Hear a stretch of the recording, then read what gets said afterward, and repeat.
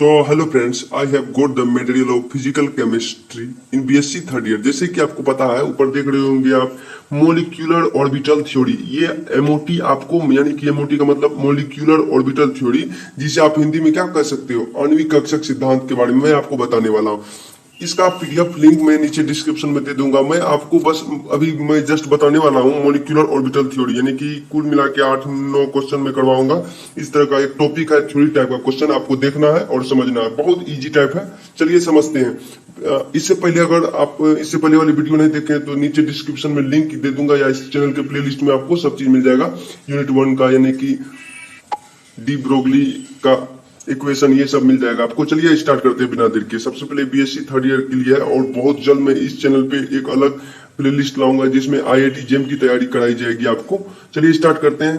सबसे पहले यहाँ पे देखो क्या कर रहा है, यानी कि आणविक कक्षक पढ़ रहे हैं, यानी कि मॉलिक्यूलर ऑर्बिटल थ्योरी का डेफिनेशन देख लेते हैं। क्या कर रहा है, the atomic orbital theory was propounded by Hund and Mulliken, यानी कि हुंड एंड मुलिकन जो था, Mulliken. For this he was also awarded the Nobel Prize in 1966। यानी कि कह रहा है कि हुंड एंड पॉली जो था, ये दोनों साइंटिस्ट थे, और ये दोनों साइंटिस्ट क्या किए थे, एक सिद्धांत दिए थे जिसको हम मॉलिक्यूलर ऑर्बिटल थ्योरी कहते हैं। और इस सिद्धांत को देने के लिए उसे अवार्ड मिला था। कब मिला था, तो 1966 मतलब 66 में मिला था, यानी कि 1966 में मिला था, जैसे कि आपको पता है। तो आप कह सकते हैं इसको कि आणविक कक्षक सिद्धांत यानी मॉलिक्यूलर ऑर्बिटल थ्योरी का प्रतिपादन कब हुआ था, प्रतिपादन किया था किसने, तो दो साइंटिस्ट थे, यानी कि समझ लो हुंड और यानी मुलिकन था। हुंड और मुलिकन जो था, ये दोनों साइंटिस्ट जो था, इसके लिए 1966 में ये जो थ्योरी दिए थे, इनके लिए उन्हें नोबेल प्राइज मिला। क्लियर। चलिए हम आगे देख लेते हैं। आगे देखेंगे यहाँ पे क्या कर रहा है। एक नंबर क्वेश्चन में यहाँ पे देखो मॉलिक्यूलर ऑर्बिटल थ्योरी में, चलिए स्टार्ट करते हैं यहाँ से। क्या कर रहा है, when the nuclei of two atoms come close to each other, then their atomic orbitals interact or overlap to form molecular orbitals। यहाँ पे देखिए क्या कर रहा है, यानी कि कर रहा है कि जब दो एटम, यहाँ पे दो एटम के न्यूक्लियाई एक दूसरे के निकट आते हैं, जब दो एटम का न्यूक्लियस, यानी कि ये एटम के अंदर जानते हैं कि केंद्र में न्यूक्लियस होता है, जिसको अब बहुत छोटा होता है एटम के अंदर न्यूक्लियस, और न्यूक्लियस में प्रोटॉन और न्यूट्रॉन प्रेजेंट होता है। ये सब आपको पता है। अगर बीएससी थर्ड ईयर या बीएससी सेकंड ईयर या बीएससी फर्स्ट ईयर के स्टूडेंट हो, अगर आप साइंस के स्टूडेंट हो, तो आपको पता होगा न्यूक्लियस एटम के बिल्कुल केंद्र में होता है, और उसके अंदर प्रोटॉन और न्यूट्रॉन पाया जाता है। इतना तक तो आपको पता है। अब देखिए यहाँ पे हम दो एटम लिए, ऐसे समझ सकते हो, दो एटम लिए, तो एटम के अंदर क्या होता है, ऑर्बिटल। इतना तक तो आपको पता है, एटम के अंदर ऑर्बिटल होता।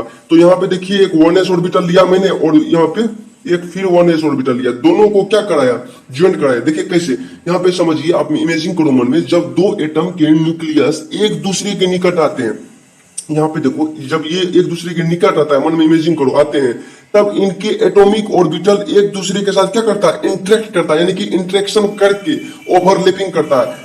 और इन क्या बोल रहा है, जब एक दूसरे के निकट आता है, तब इनके एटॉमिक ऑर्बिटल, जो एटॉमिक ऑर्बिटल है, ये 1s ऑर्बिटल और 1s ऑर्बिटल है, ये दोनों आपस में इंटरेक्शन करके, यानी कि इंटरेक्ट करता है, इंटरेक्शन करके, यहाँ पे लिख देता हूं, इंटरेक्शन करके क्या करता है, आपस में ओवरलैप करता है, ओवरलैपिंग करता।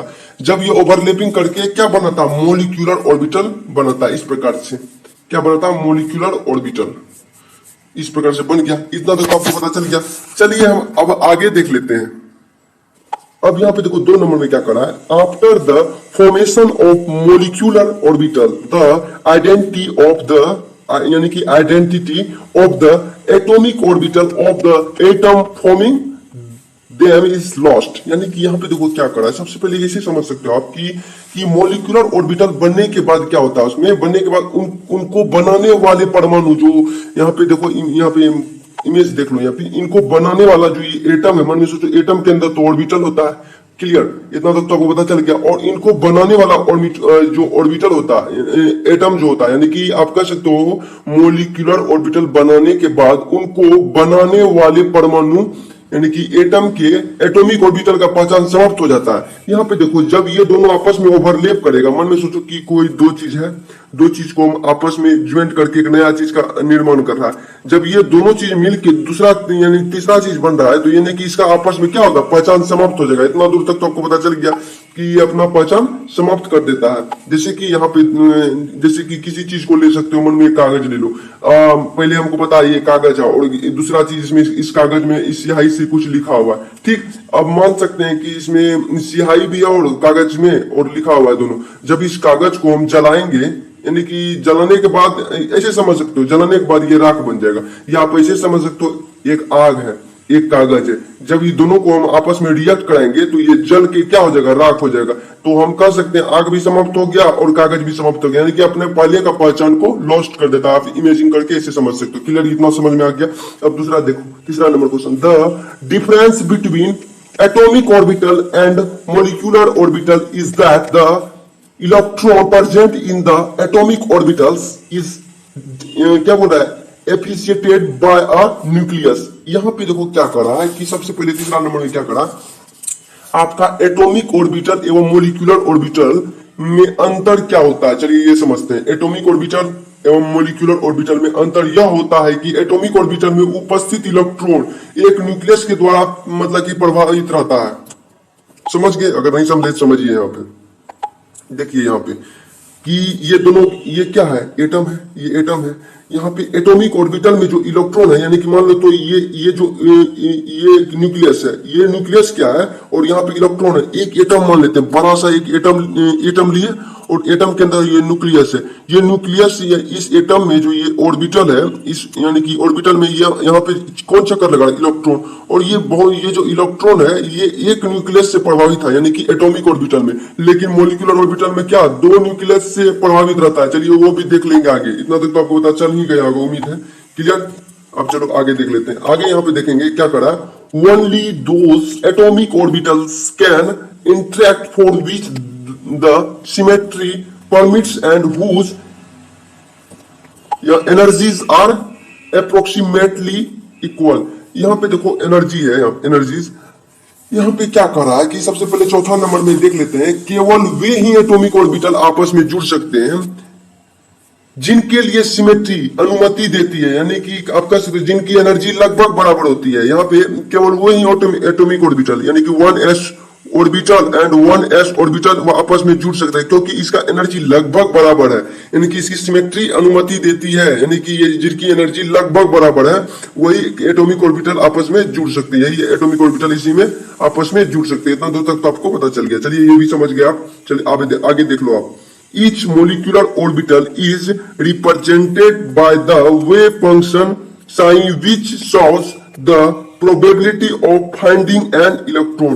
यहाँ पे देखो क्या करा आपको, यानी कि 5वां नंबर क्वेश्चन में आप यहाँ पे ये देखोगे कि प्रत्येक मोलिकुलर ऑर्बिटल को वेव फंक्शन यानी साइन के द्वारा प्रदर्शित करते हैं। यह इलेक्ट्रॉन यहाँ जो है इलेक्ट्रॉन पाए जाने की यानी कि प्रायिकता को दर्शाता है। ये इलेक्ट्रॉन की पाए जाने की प्रायिकता को दर्शाता है। यहाँ पे इतना दूर तक तो पता चल गया। जैसे कि आपको इससे पहले मैं बता चुका हूँ, यूनिट 1 में मैं बता चुका हूँ श्रोडिंगर वेव इक्वेशन। उसमें आप देखे थे कि जो आपका इलेक्ट्रॉन की पाए जाने की जो प्रायिकता होती है, जिसमें अधिक होती है प्रायिकता, उसको हम साइन से डिनोटेट करते हैं। वही यहाँ पे कह रहा है कि प्रत्येक मोलिकुलर ऑर्बिटल को वेव फंक्शन यानी साइन के द्वारा इंडिकेट करते हैं, साइन के द्वारा प्रदर्शित करते हैं। या यहाँ पे वहां पे जो है श्रोडिंगर वेव इक्वेशन आप देखे थे कि वहां पे जिस प्रकार से इलेक्ट्रॉन की पाए जाने की प्रोबेबिलिटी अधिक पाई जाती थी, यानी कि प्रायिकता दर्शाता था।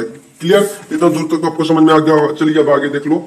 आगे यहाँ पे 6 नंबर क्वेश्चन में देखो, the number of atomic orbitals that participate in overlapping form the same number of new molecular orbital. यहाँ पे देखो क्या करा है, जितने भी एटॉमिक ऑर्बिटल्स ओवरलैपिंग में भाग लेते हैं, जितना भी एटॉमिक ऑर्बिटल्स यानी कि 1s एंड 1s ऑर्बिटल यानी कि ओवरलैपिंग में भाग लेते हैं, तो उतनी ही संख्या में नए मॉलिक्यूलर ऑर्बिटल बनते हैं और उतनी ही संख्या में क्या होता है, नए और यानी कि मॉलिक्यूलर ऑर्बिटल तैयार होते हैं। क्लियर? इतना दूर तक आपको पता चल गया। चलो ये भी आपका क्लियर हो गया। अब आगे देखो यहाँ पे कह रहा है, the bounded molecular orbitals are represented by the sigma and pi and delta.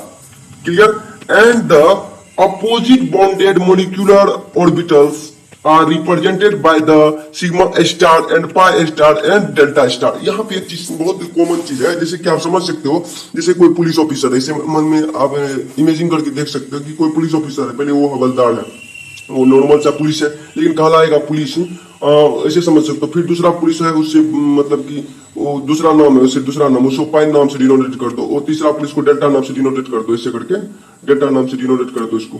Clear?